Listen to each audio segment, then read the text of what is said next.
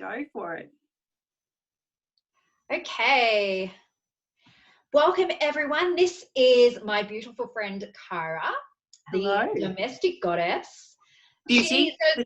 Beauty. Sorry? The domestic beauty. The domestic beauty. The domestic beauty goddess. Yes.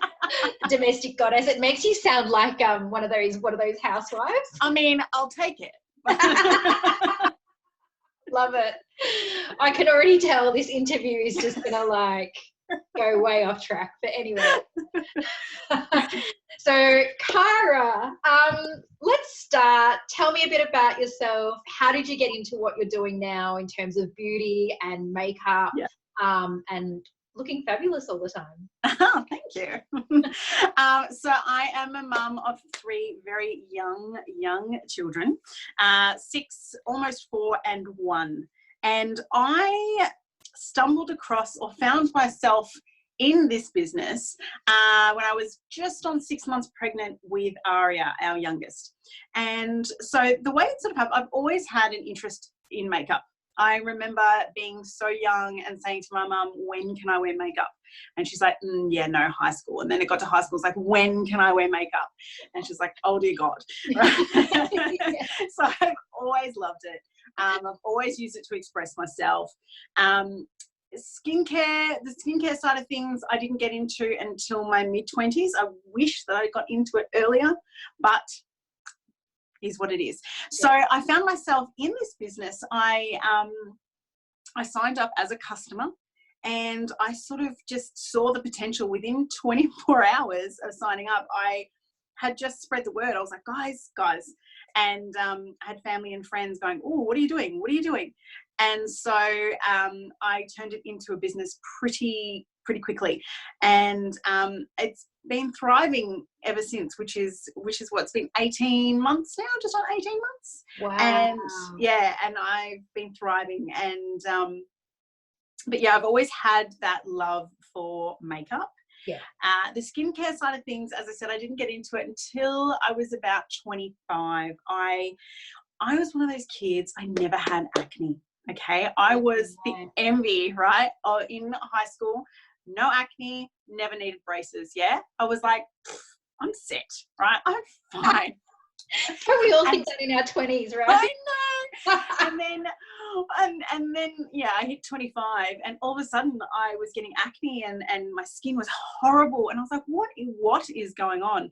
And then I was diagnosed with polycystic ovarian syndrome, and then it all just went down there.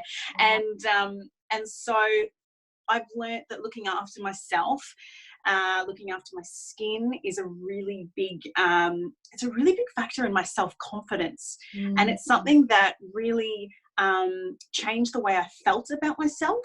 Yep. And so when, I would often wear makeup because I just wanted to express myself, and then I found myself, I was wearing makeup because I wanted to cover my bad skin. And then the makeup that I was wearing was just, we've got this saying that your makeup will never be a 10 if your skincare is a 2. Okay, so yeah, I love that, because it's actually so true. But so true. You cannot cover up what's underneath. You can't, unless you're actually looking after your canvas. There's really no point, right? So I started experimenting with the skincare and figuring out what works for my skin, because you've got oily, you've got normal, you've got normal to oily, normal to dry, you've got dry, and my skin is so complicated. But then you've got conditions on top of that, so my skin was also quite dehydrated. Yes. So you've got all those factors, years of sun damage, like I'm talking years. Like, I am a redhead with freckles, and this girl did not wear sunscreen for years. Oh my God. How did you get away with that? Oh yeah, no, I'm definitely paying for it now, that's for sure. So yeah, the skincare side of things, as much as I love the makeup, the skincare side of things is becoming a lot bigger for me, because it's so important. I'm realizing now how important it is. I'm 35 now, and I've been on this journey for 10 years and only finally found what works for me. And the ins and outs of it, the science behind things as well. I was just using what my friends thought was good. You know, my friend would be like, I'm using this. Like, cool, I'll use it. Yeah. But she has oily skin. I don't have oily skin. So, you know, there's all these other factors. So figuring out what works for you is the best thing. And it's ever since joining and running my own business, I've had that ability to sort of figure out what really works for me, without just going, oh, okay, oh, that looks good, I'll take that. And making sure that I'm able to look after myself, basically. So that's that question in a nutshell. Yeah, wow, that's big nutshell. There's so many things as you were talking that I was like, oh, I want to know more about that. Going back to what you said about, you know, you found that you tried this particular brand of makeup and skincare, and then, you know, you saw that transformation, you know, you realized really, really quickly how good it was. Was there anything in particular about it that led you to making that decision so quickly? So was it the product? Was it specific products? Was it something specific about what's in that line of product? Or was it actually just the transformation it had on your skin? Or like, what was it you think that kind of made you go, wow, this is, or, you know, because sometimes it's actually the branding. It's not so much the even the experience. So with the makeup, I noticed the makeup straight away was really light on your skin. It wasn't heavy, it wasn't cakey. I was quite used to really cakey stuff. And long lasting. That was the main thing that I tried. It took me about 18 months to try the products. And because I was a bit like, yeah. And then my sister-in-law actually, we were at a wedding one day, and I had my lipstick on, and I was drinking from my cup, and my lipstick was coming off my cup, and my sister-in-law was like, oh my God, you're an embarrassment. What? I had hot pink lipstick. She's like, you are an embarrassment. I'm like, what? And she was drinking from her cup, and she's like, doesn't come off. And I was like, okay, all right, sold, right, get me some. So I tried it and fell in love with it. So it was something that immediately worked. And so I was like, okay, why is it taking me so long? I'm here now. That's the main thing. Then with the skincare, I sort of jumped in like everyone does. I jumped in with the skincare really too quick, too soon. And I was like, I want to try this treatment, this one, the night cream, this and that. And my skin went, whoa. So it actually got worse before it got better. And it's because, you know, with this business, it becomes a lot of support and a lot of training.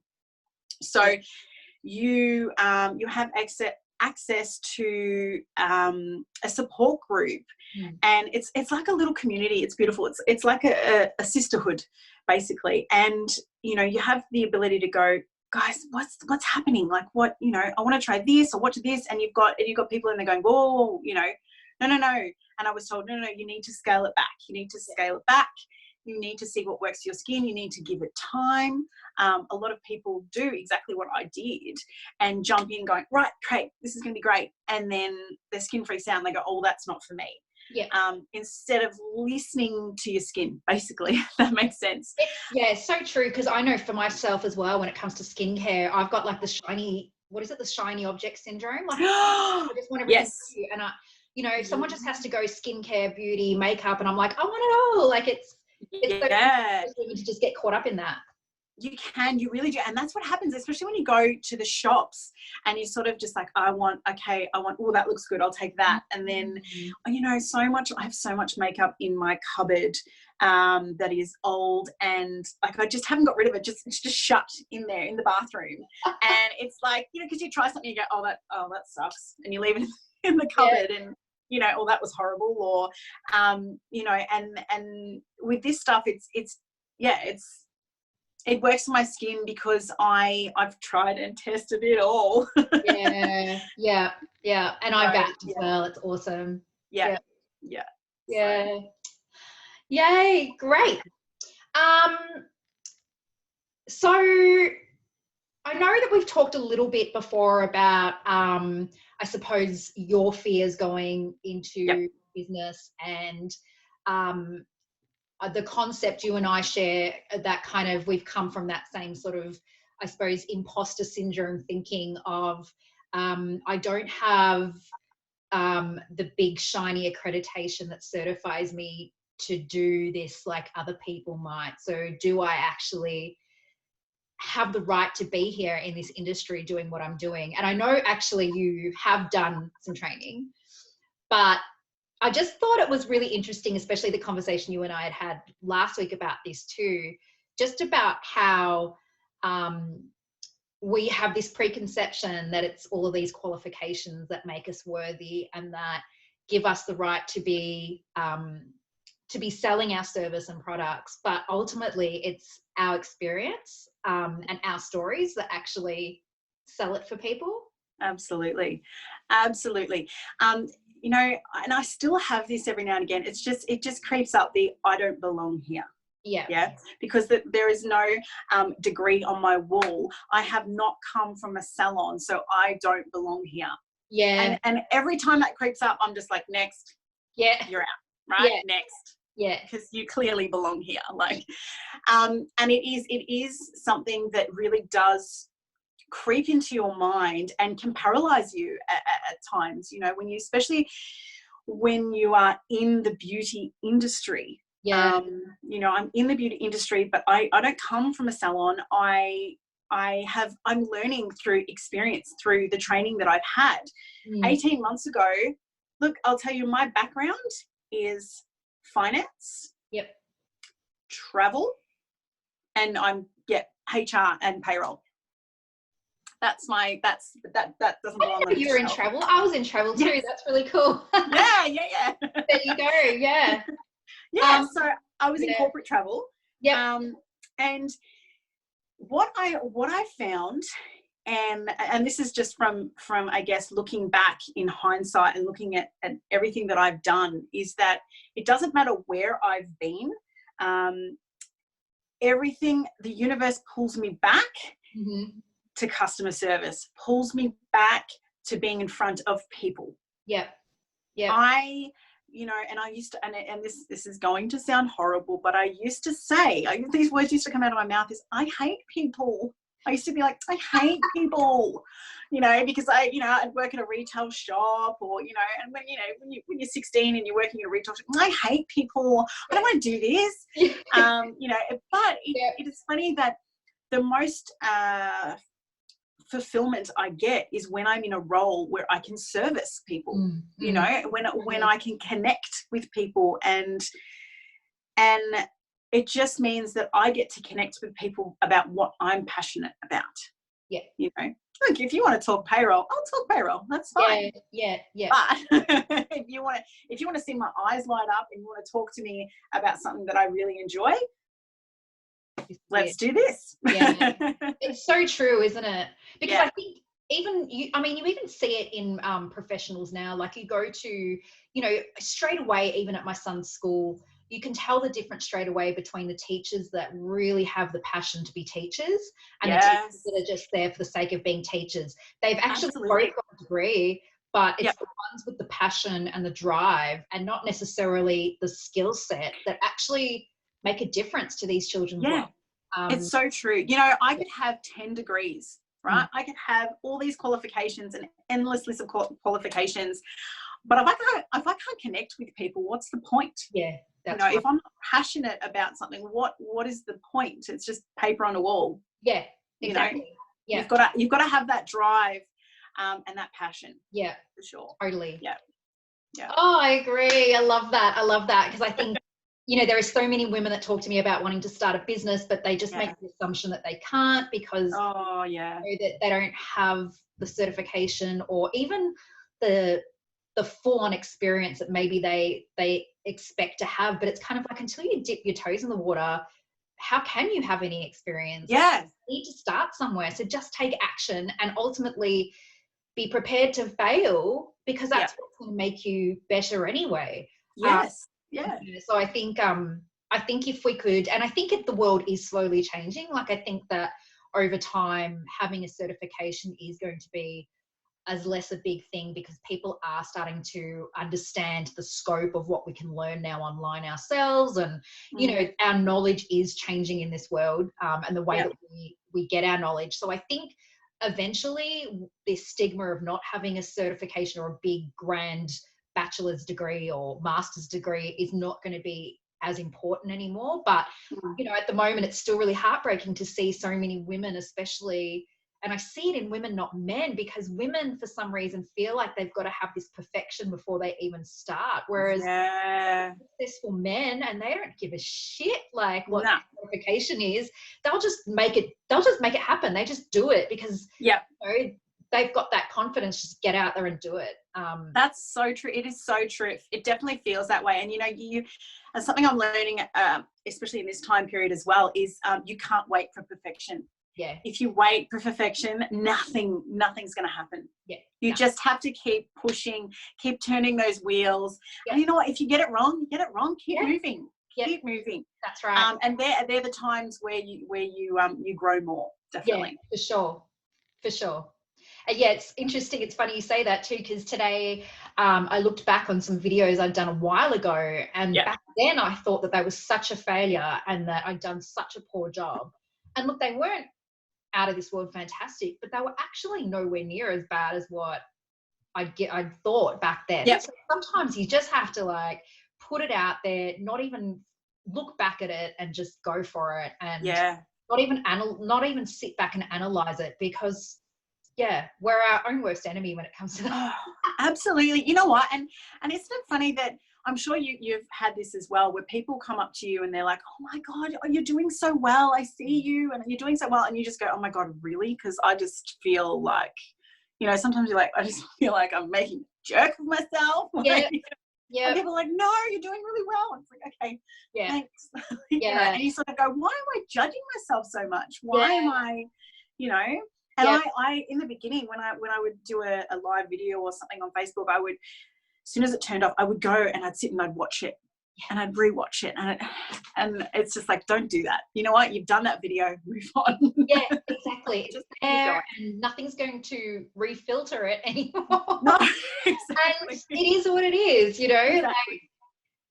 I think it's sometimes I look at some of my mentors that you know, like the kind of, I suppose, the mentors that wouldn't even know who I am. But I look at the history of what they've done, and I love that they've actually left a trail of what they were to who they are now, because I think it then shows me and other people that you can improve and get better over time, rather than people assuming they just have to come into this perfection state. And you know, as soon as you start a business, it's got to look amazing and it's got to be amazing. Otherwise you can forget about it. But really, you look at even like Tony Robbins and what he was doing very, very early on. And it wasn't that great. Like, it was good, but it wasn't anything like it is now. You have to start somewhere, right? So absolutely. We all start in the same spot. Yeah. So the other thing you was talking about there, actually, how you're able to now kind of put it aside when that kind of imposter syndrome comes in.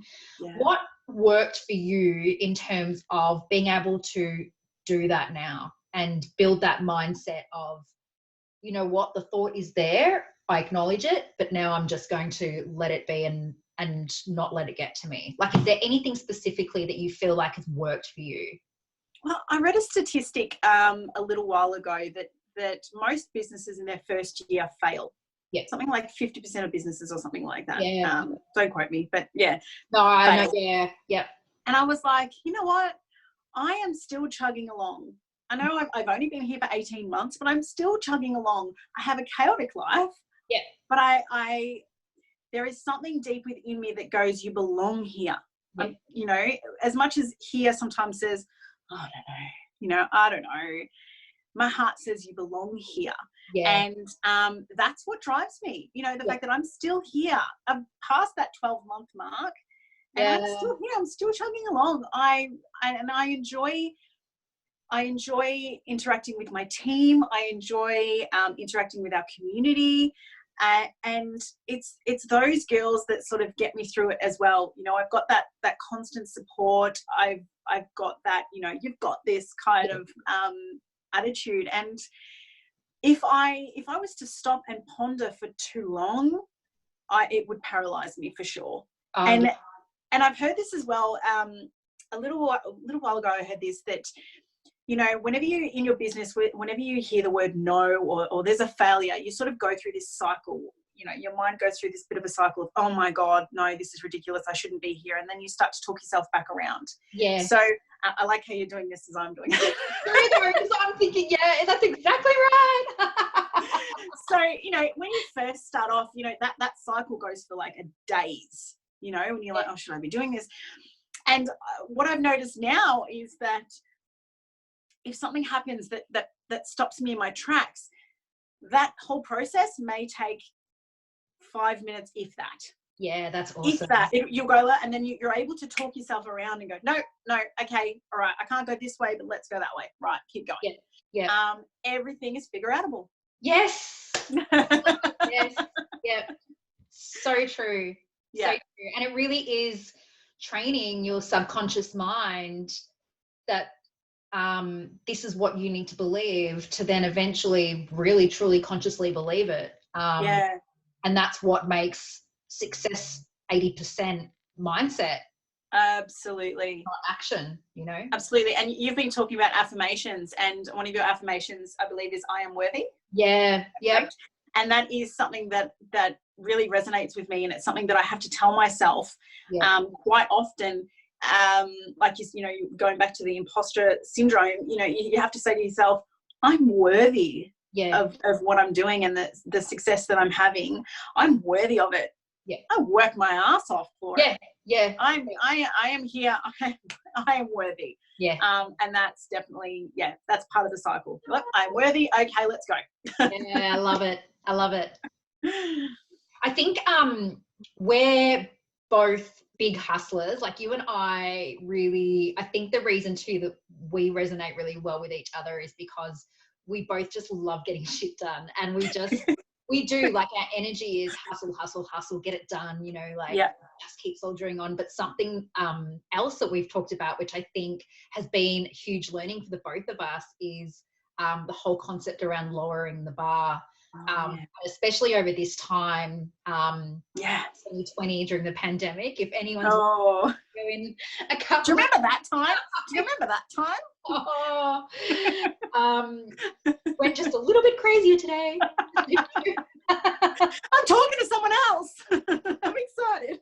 I actually, on my lunch break, I actually left the house and sat in the car, cried for 10 minutes. Went to the chemist, got what I needed, came home, felt $1 million better. It was fine. But it's so funny what your new habits are. Do you know what? It's so funny because you're just like, I did this, I cried today, tick, okay, next, I'll start dinner.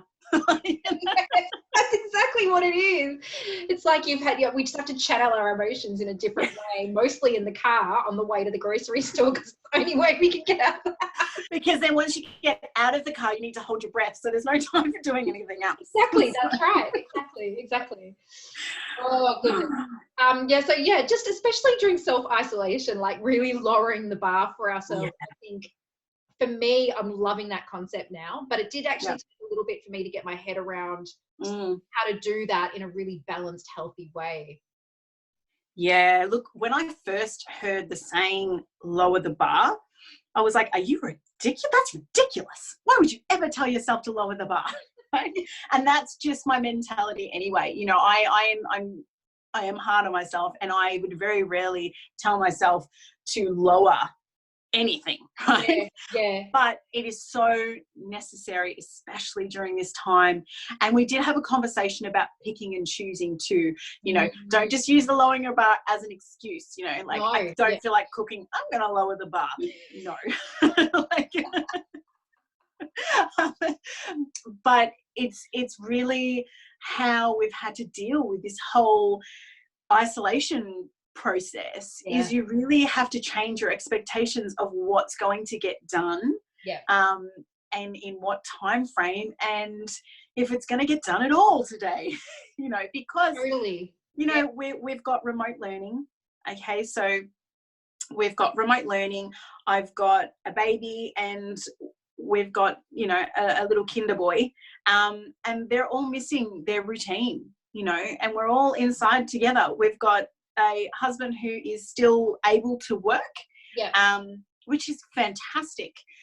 However, again, I'm remote learning and, you know, chaos, right? So chaos, it's already chaos in our house, but include isolation. But what it's doing, basically lowering the bar, means that I can really focus on what's important. Yeah. You know, it really brings it back to what's most important in our lives. Yeah. And I think I'll forever be grateful for this time. You know, we were also having a conversation about, you know, losing the kids. Okay, once they go back to school, once they start school, you lose them. Yeah, as exciting as that is. You do lose them. You know, a part of them is gone, and they start their journey. So to have, you know, to have our eldest back with us now, and to be able to be part of his schooling is fantastic. I'm finding it fantastic, although, you know, it can be frustrating. And it is hard, and it takes a chunk of your day, you know, and your focus and your concentration. But as I said, I'll be forever be grateful for being able to be part of it. And and it's made me lower the bar. Do you know what I mean? It's made me go, whoa, okay, what's more important? And even in my business, you know, I'm one that I am usually out and about, you know, I'm at markets, or I'm, you know, one-on-one, that sort of stuff. I can't do that at the moment. But I have never felt so connected to my community, because we're picking up the phone a lot more. You know, we're checking in on each other a lot more. No, I've spoken to friends recently that I haven't spoken to in months. Like, I haven't spoken to them in months. And all of a sudden we're like, oh my God, we should FaceTime. Get your glass of wine. Let's go. You know, and it's like, wow. Yes, finally. My girlfriend and I are doing the same. Like, it's fantastic. And so, as much as our lives have changed, and it's frustrating and it's scary, and, you know, we do pray for normal again. You know, I hope that when the gates are opened and we all flood the streets, that we that we take a little bit of this time and hold it close to us, and change, basically change the way we think, and remember this time. Totally. So I heard someone actually talk about this on a podcast too the other day, about how her time in the mornings was always quite sacred, and that she really appreciated having that time to herself every morning. And now having kids in the mix, yes, it's not ideal, but actually one of her other goals is to be like the best mum and have the best relationship possible with her kids. So on the flip side, isn't this amazing that she's got this opportunity now to, you know, really strengthen those relationships? And her morning routine isn't going to look the way it normally looks for a little while, but she's got all this time now to actually spend with the kids doing things that, you know, she may not get another opportunity to do. So, you know, I know that's really opened me up. And now when, you know, if I say I'm going to go for a run and Kobe's like, I want to come with you, I don't say no straight away, because I'm kind of like, well, actually, you know, this is an opportunity for us to spend some time together. He might not run as fast as me, and it might annoy me, but there'll be other times that I can run. And the fact that he actually wants to spend some time with me right now is awesome. Yes, for sure. Absolutely. Oh, I don't know if normal will ever be the same, but I hope not. No, I hope not. Like, you know, I hope it's made me realize how full on our weekly schedule is. You know, and it sort of just makes you question, like, do we really need to do all these things? Do we really need to pack all these activities in? That's it. And I know, this is the conversation we had as well. I've been talking about this a lot with other people, about how, and actually we had a church meeting the other night with some ladies, and they were saying to me, you know, I feel a bit disorientated, because obviously we used to do so much with the kids and now we don't. And I was like, actually, I had this conversation with a friend, and it's so interesting that we now have this opportunity to rethink how we were doing things and how we want that to change, and how yeah, the kids might go back to some after school sports, but do they need to be actually doing everything that they were doing? Yeah. We need to be doing everything that we were doing. And really, what are our priorities? How can we be living a more peaceful life every Yeah. day, not just during this season? Yeah, absolutely. And you know, the one thing that we have had continuously, which has been fantastic, is our eldest has been doing karate Yeah, via Zoom call. so good. And he does that twice a week, and he does it in the middle of the lounge room, and usually he does it in the school hall. And our middle child Jet will sort of just sit with me, and he'll have his snacks and that sort of stuff. But he's actually able to see what Phoenix is doing and really stand there in the background, and you know, him and Jet and Aria are trying to do it as well. So like cute. it is. And the other thing that I've found is that having the more time together. So the first fortnight in isolation was hell, right? Because it was a bit like school holidays, except in school holidays, well, it was school holidays, but we get to go out and about. We're always out and about. We're at the zoo. We're at, my folks' house, Steve's folks' house. We're visiting people. We're forever, play dates and all that kind of stuff. My kids were forced to exist in a house together, just them in a confined space. And for the first 2 weeks, all they did was fight. Yeah. All three of them, right? All three of them. And what I've noticed after a couple of weeks is they now know each other's personalities. And it sounds really silly because they live in a house together. Yeah. They, my boys share a room and they choose to share a room. We've got a spare room that's just empty, but they... I'll keep that one in mind. They've learnt to adapt. Yeah. The kids they just adapt. Yeah. I think a lot easier than we do, to be honest. Yeah. And they've learnt, over time. I might only have to break up one fight a day now, which is that's awesome. If I'm rewatching this in a couple of weeks' time when we're out of isolation, and you're like, oh God, I want that girl back.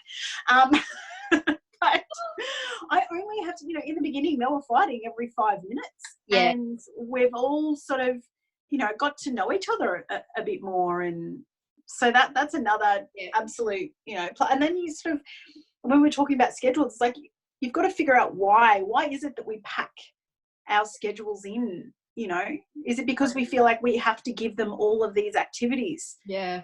Do they have to be done all at once? So they're the things that we're thinking about as well. Yeah. What's necessary and what's people, not. are going to really start to value their time very differently. Yeah. Which is amazing, which is awesome. Yeah.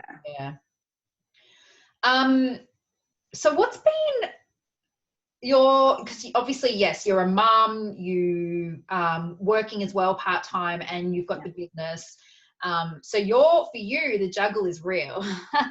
Absolutely. What's been your biggest challenge or obstacle, I suppose, in starting this business, knowing that you've got, all these other priorities as well? Yeah.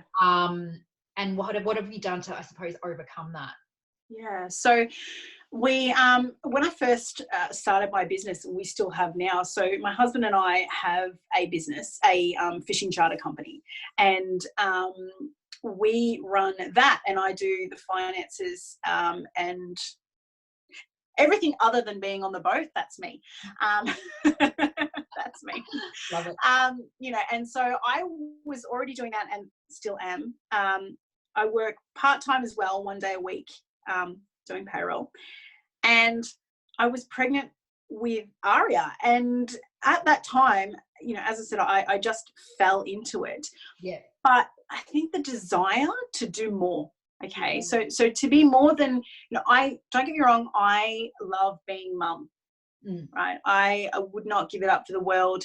It took us longer than expected to become parents, and that journey alone will always sit with me, and I try to never take a moment for granted. But my desire for more was just so it was screaming at me, and when I fell into this business and I sort of progressed in it, I was like, this is it, this is my path, this is me. And what I needed to get over at the time was the guilt. You know, we have, as women, we have so many forms of guilt. I know. Yeah. The mom guilt alone is just ridiculous. Oh, yeah. It's nauseating. Yeah, absolutely. But, you know, you have to learn to, there's a couple of things I had to do. I had to learn to rely on my village. I have a very supportive village, right? By village, I mean family and friends. And that, I guess, gave me validation. You know, they said to me at the time, go, do what you need to do, you know, and it was like, if it was just for a couple of hours to run a market or something like that, you know, my village are always around. There's always someone around who are eager to take my children. Which But even then, you know, my biggest obstacle was myself. Was absolutely myself. And, you know, again, I am worthy. And you know, I'm a mum, I'm a wife, but I am more. I'm more than that. I'm more than that. You know, my love with connecting with people, and my passion, you know, I needed to bring that together. And it's made, you know, as much as my kids used to say to me in the beginning, before I would, you know, pack the car full of all my stuff and off I'd go, they'd be like, where are you going? I'd be like, I'm going to a market. And why? Like, because mummy works too. And that was in the beginning, I was like, because mummy works too. Like, oh, why? I'm like, because it's important that we are, you know, I've always tried to teach them that we are a team. Yeah, that's right. In every aspect, we are a team. And getting them on board was actually, it's been fantastic. Even today, there was something on the, it would have been Sunrise or something, After Sunrise or something on TV. And they were talking about skincare, and Finny's like, Mum, skincare. It's like, yes, buddy. Wrong skincare, but yes, buddy. You know? I love it. I know. They'll sort of be like, oh, Jet will say to me, Mum, are you doing a video? Like, yeah, I'm doing a video. They'll come in and they'll be like, hi everybody. You know, or they, you know, I'll say to him, oh, I've got a conference call at 7:30. I have to go, Mummy. You know, you have to go to bed. And I'm like, all right. You know, so getting them on board with what I do has definitely been a really beautiful journey. And even so much as when I have orders to pack, you know, they'll be part of that process as well, and they'll help me pick up samples, and they'll help me wrap it up. And, you know, prior to this, they'd help me go to the post office, but they're not allowed to anymore. You know, so they were part of that, and bringing them along with me means the world to me. It does. And being able to run this business around them as well, you know, my passion, but around mummy duties at the same time means that there's a lot less guilt. And it gives me freedom, basically. Totally. I love it. I love it. Kobe probably doesn't, he has actually asked if he could be my assistant a couple of times, but I think it's just because he really wants to get hold of my laptop and use the YouTube channel. But yeah, it's funny because sometimes when I'm in here doing things and he'll be like, are you rising up now, Mum? Are you doing the rising up? And I'm like, yeah, buddy. Yes. Rise up time. So it's funny how they kind of, for them, it just becomes a way of life. And what I really loved about it is the fact that they see us reach for our goals and take action and just do what we can to make it happen. And I think that that's one of the best things as a kid you can witness, right? Is absolutely knowing that your parents never gave up on their dreams. So, you know, as they're getting older, that kind of, I suppose, mindset and understanding of how important it is to just go for it, regardless of what it looks like, how it will turn out. And so I think I was like you as well. Like the feeling of guilt is just, as a mum, I think, I always say to people, when you give birth to a child, they never tell you that you're also giving. No one warns you. A ton of guilt, you know.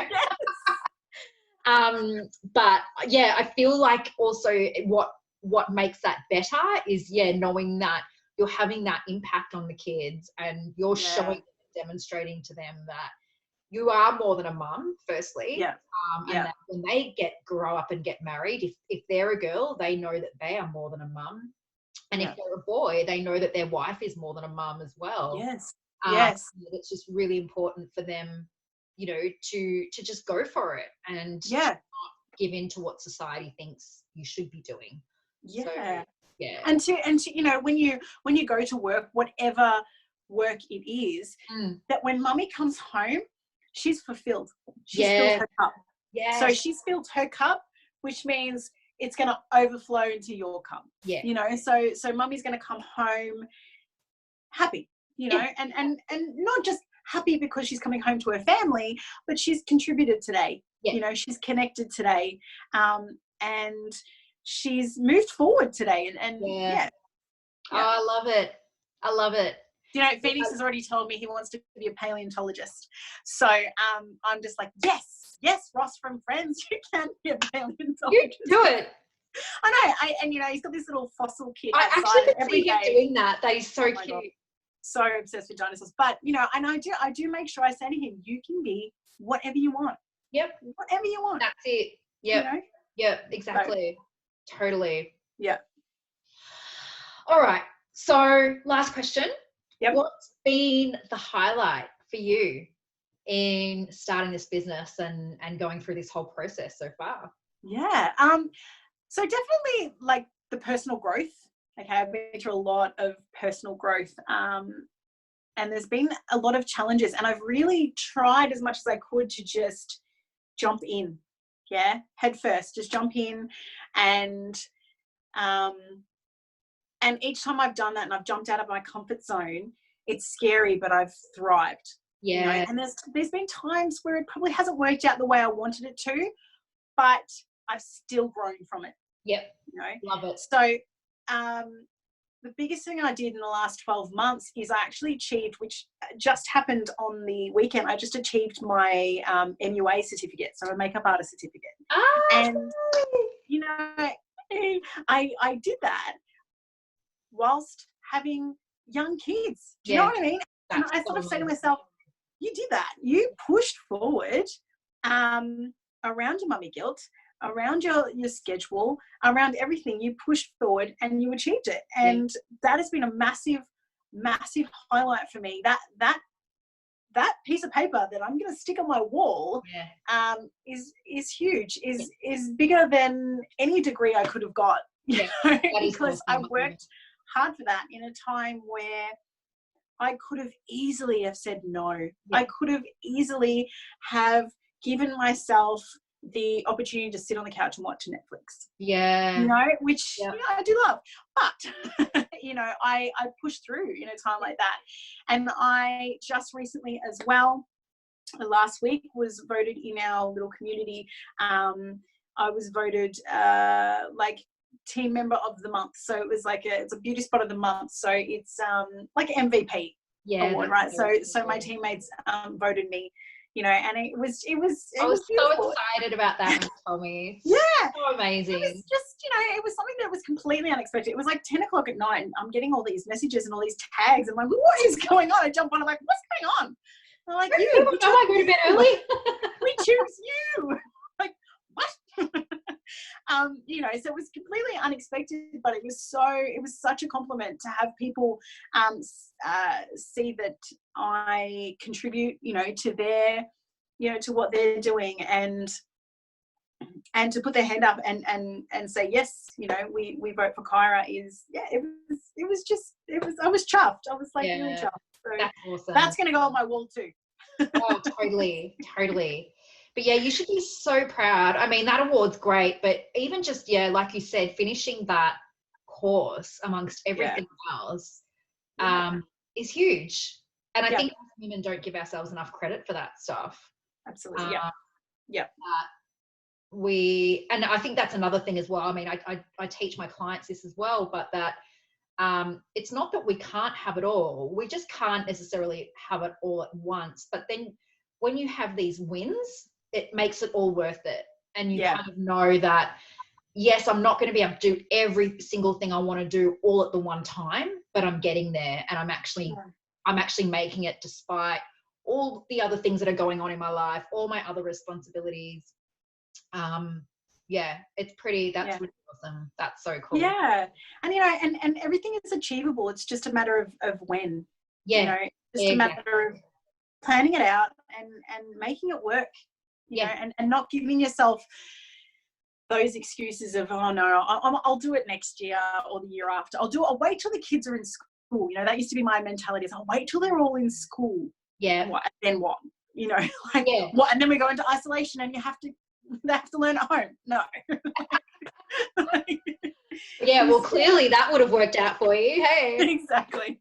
I remember when because I went back to university when I was 30 and I'd just become a single parent, and at the time my mum and a few others were kind of like, are you sure you want to do this? This is probably not the best time to go back to university. And but it was actually the thought of, because in my mind as well, I was like, oh my gosh, 5 years, it's a long time for me to finish a degree. Like, do I really want to commit to this?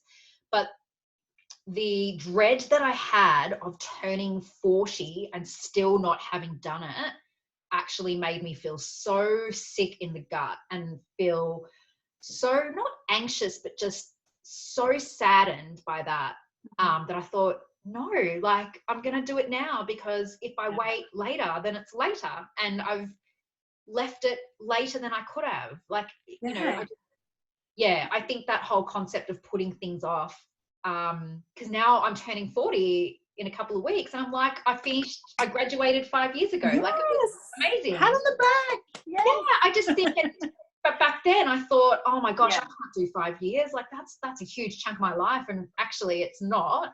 And how sad might I have been if I had waited and left it, and the point where it was too late, you know? Yeah, that's right. I heard something a little while ago again, is that time passes anyway. So it doesn't matter what we decide to do, time is going to pass anyway. It's up to us what we do with that time. So that's fantastic, you know, that you've done that. That's I really actually love that saying. I talk a lot about time being non-discriminative, but actually that's a really good way of looking at it too, that it just keeps going. It's going to pass anyway. We can either sit in fear or you know, we can sit in doubt, or we can keep moving with it. Yes. Either way, it's moving. Yeah, that's it. The world's going to go on with or without us. It's up to us to do something of it. Yeah, totally. Yeah. I feel so inspired. We should have done this in the morning. I know. Do you know why? Because every time that we speak, I don't get to bed until like 1 a.m. I know. Me too. I'm like crazily writing things down, and I feel so creative, inspired, and I think that's one of the reasons I wanted to start doing these interviews too, is just to start to capture these amazing conversations I'm having with all of these wonderful people in my life. Like, it's probably one of the bonuses to this whole situation at the moment. I mean, I was already doing a few things online with the program, as you know, but I feel like this whole situation has forced us to become resourceful, and we're starting to have these conversations that we might have rushed off and not bothered with previously. So no, it's been it's been fantastic. And so if people want to get in touch with you, I will put some links in there as well, but is there anywhere specifically that they should be finding you or looking for you? Or best way is Facebook. Facebook and Instagram. Facebook, the domestic beauty page. And Instagram is the domestic beauty. Not the domestic goddess. Not the goddess. Not the goddess. Oh gosh. I don't know where I got that. I love it. I've been blowing your trumpet for so long. I hope I haven't been saying it that whole time. The domestic whatever. You've got to come up at some point. Yeah. I'll just cross it out and write goddess. It'll be easier. Thank you so much, Kyra. Thank you for having me. And I'm excited to have more conversations with you soon. I know. Thank you so much. It's been fantastic. Thank you.